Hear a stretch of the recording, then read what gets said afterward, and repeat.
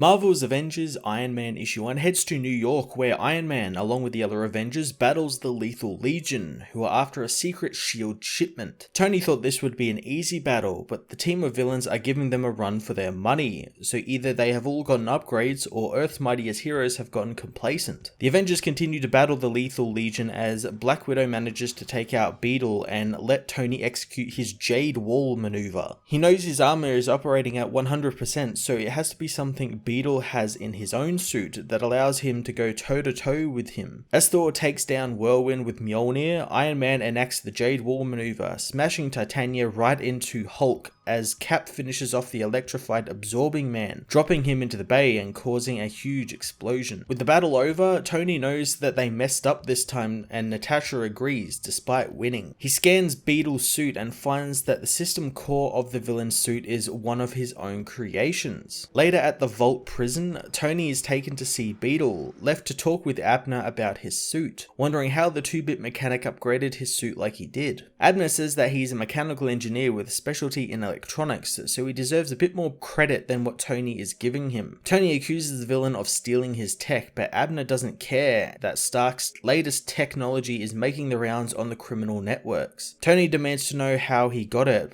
but he won't tell the invincible Iron Man. Later at Stark Industries, Tony begins running scans across all his security protocols, finding nothing has been tampered or breached. He knows there is something wrong with his security and he's thinking about this all wrong, and it's not just about technology, it's about espionage as well. During his fight training with Natasha, he asks the former spy for advice with his problems. Nat says that it could be one of the countless people who want him laid low for his time as a weapons dealer, but Tony needs to find out how to stop his tech from being leaked, otherwise they are all in danger. He says the only time his suits are exposed is in his lab and its security is tight, however. Nat points him in the direction of some other geniuses tied to his work, so Tony heads to Bruce Banner's SHIELD lab, where Bruce isn't too happy with Tony's new Jade Wall maneuver they used. Talk turns to Bruce's fledgling romance with Monica, another scientist working in the lab, but Bruce knows that he is changing the subject as to why he is there, knowing they need to talk about their teamwork in the field. The two begin to argue and Tony says that he's trying to hold the Avengers together, but Bruce doesn't think he's doing a very good job of that. Tony soon accuses Bruce of being the one who helped SHIELD breach his security, and Bruce wonders why he would openly talk about that in a highly surveilled lab. Tony says it's okay since he's masking their conversation, so others think they are just talking about French fries and mayonnaise. Tony tells his friend to be careful around SHIELD since you never know who is watching. The next morning, one of the SHIELD agents who works in the lab leaves for home, but is confronted by Iron Man, who says after running a digital sting operation overnight to find out who's been scanning him, he found out it was this agent. He blasts the agent, whose disguise dissipates and is revealed to be Spy Master. The villain says that SHIELD scans Tony, so he scans SHIELD, and the dark web pays him for the results. He disables Tony's suit, telling him that the latest Stark operating system and security overrides are like pure platinum to the right buyer, but now that his cover is blown, that profit stream is dead. He opens fire on Tony, telling him that if he kills him, he will gain access to Stark's entire fortune, which will make up for the closed revenue stream he's about to lose. Tony, however, uses a special code to reboot his armor, attacking the villain, who goes into a data overload, knocking himself out from the sheer amount of data Tony hits him with. Later, Nick Fury leaves his apartment, only to find Tony and the unconscious Spy Master on his helipad. Tony thinks they need to have a chat, saying that the Avengers helped save the world countless times, and he's even helped SHIELD himself over the years, something Nick appreciates. However, Tony knows that appreciation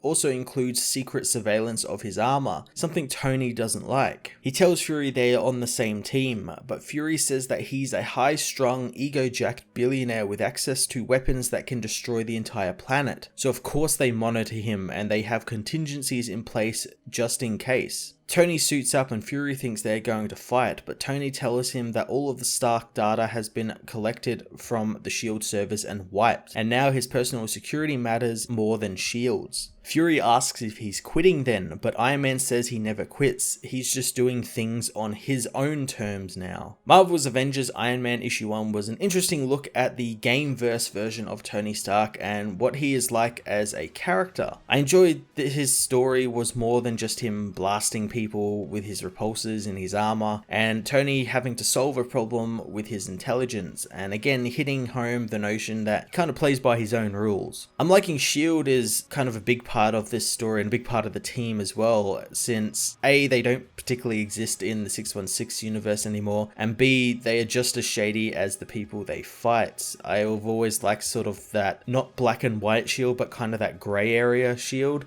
So hopefully the game goes into a bit more detail with them and maybe make them like a big central part of not just the Avengers but that universe as well. And I think they're definitely going in that direction, since they're definitely planting seeds for a slightly more sinister S.H.I.E.L.D. here. All in all, the game tie-in was rather solid, and I'm looking forward to the other tie-ins before the game's arrival next April. I'm going to give this issue an 8.5 out of 10.